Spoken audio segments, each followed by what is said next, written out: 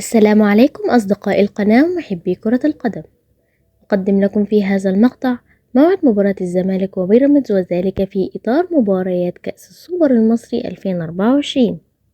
بداية نصلي على سيدنا محمد عليه أفضل الصلاة والسلام، وما تنسوش الاشتراك في القناة وتفعيل زر الجرس ليصلكم كل جديد من مواعيد المباريات العربية والعالمية. فلنبدأ. يستضيف ملعب آل نهيان في الإمارات مباراة الزمالك وبيراميدز في السوبر المصري 2024، حيث تأهل بيراميدز إلى السوبر المصري بعدما توج الفريق بلقب كأس مصر، بينما يشارك الزمالك في البطولة عن طريق البطاقة الذهبية التي تمنحها الشركة الراعية للسوبر المصري. تقام المباراة يوم الأحد الموافق 20/10/2024.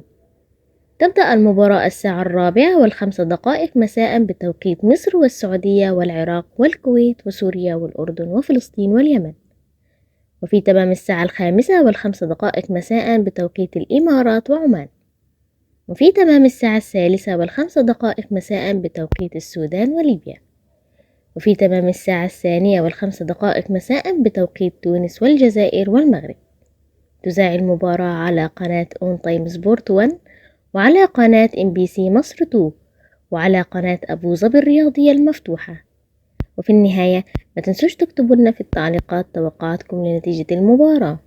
شكرا لكم، والسلام عليكم ورحمة الله وبركاته.